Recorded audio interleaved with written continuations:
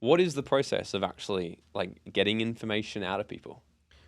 It's a bigger process than you would imagine. But I think the place to start is, you were saying that we all like to influence and we like to persuade. 2 steps before you ever start influencing or persuading, you have to gather information. You have to collect information. You have to gather intelligence. So often, social media and traditional media make us think that you have to skip to the action. And the action is influencing or persuading somebody. Perfect example is all the people out there who try to teach you lie detection. You have to skip to the part where you can quickly determine if they're lying because you're watching the micro expressions in their face. Really good friend of mine, Chase Hughes. Chase Hughes focuses a lot on micro expressions, hypnosis, and picking up these nuances in a person. He's 100% right. It can be done, but you have to control the environment around the person in order to be able to extract those types of micro expressions, those type of nuances. Chase knows how to do that because he's used to teaching people in a world of interrogation. When you're a human intelligence officer, you're not interrogating people. You're having a casual conversation on the street. The difference is when you have a conversation with somebody as a sales lead or in the corporate office, if they don't like what you have to say, they can walk away. In an interrogation experience, they don't ever get to walk away, right? So you can ramp up the pressure and see how it changes them. But in a social setting, you can't do that. They can literally just leave. So in human intelligence, what we're always looking for is gathering information to create what we call a baseline. What is normal for that person? And then you can start messing with different type of stimuli to make them change from their baseline. So let's take the example of picking up women, right? Most guys fear going up to a girl and then using a line, a come on line. We all think that's what we have to do. Why do we think that? Because media, traditional media, social media have made us feel like you got to be the confident guy that goes right up and has a pickup line. Fuck no. Gather information first. You think there's a pretty girl, watch her for a few minutes. Is she there alone? Is she there with friends? How does she act? Does she look nervous? Does she look happy? Is she drinking vodka? Is she drinking orange juice? Like what's going on? Observe for a little while, right? You will see what makes a girl self-conscious if you just observe her for about 7 minutes. And why are you looking for what she's self-conscious about? Because if you know what she's self-conscious about, then you know not to approach her on that thing, right? If you see her like constantly fixing her pants, then you understand she's probably in uncomfortable pants.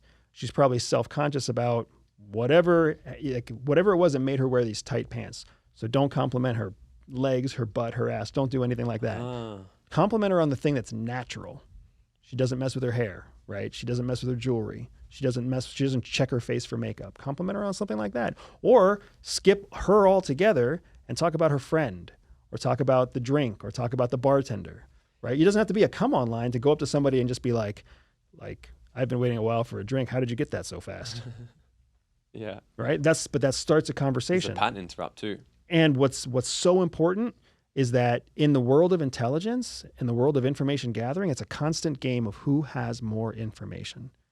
So don't throw yourself into a conversation or a negotiation or a sales pitch unless you have superior information going in. Because if you try to go head to head, then it's a race of who collects the most information in the moment.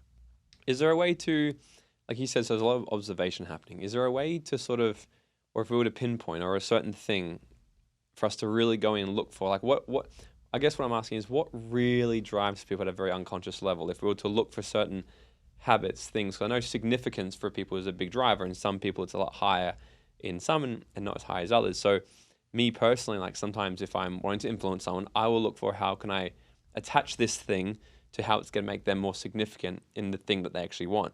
Or I'll look for what's their actually values. If someone values family, attaching how it's going to benefit their family is going to influence them a lot more than if I was to say it's going to allow you to travel the world. Like they might not care about it. So that's my understanding of it. What are you kind of looking for? Like, or is there stronger internal motivators that we need to sort of be looking for to attach the thing we want to influence them on back to? You said the word several times during your description just now, right? It's really all about benefit to the target. What benefits them? And that sometimes that benefit is a value. Sometimes that benefit is very transient or temporary. Sometimes that benefit is just an escape, right? But if you observe with an eye towards what benefits the other person, that's really how you get closer to the place where you can influence or persuade them. So if you're talking to somebody who, like car salesman, somebody walks into a car dealership and they're asking about a car. Well, are they interested in a car? No.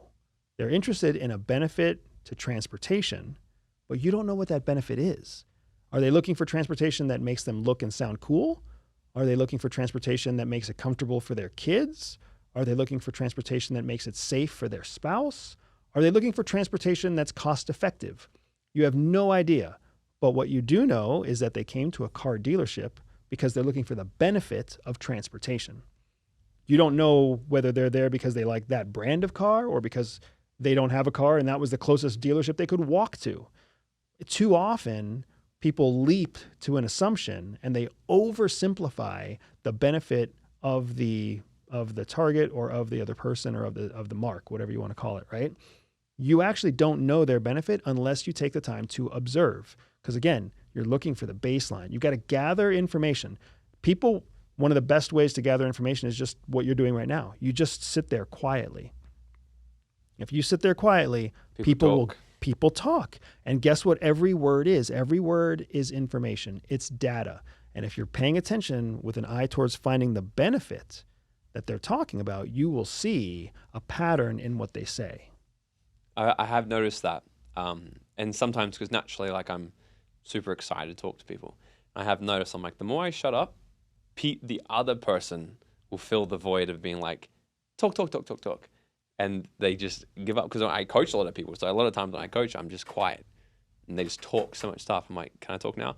I just heard all the things you're telling me, that your problems, and you don't know about because the way you said that, right?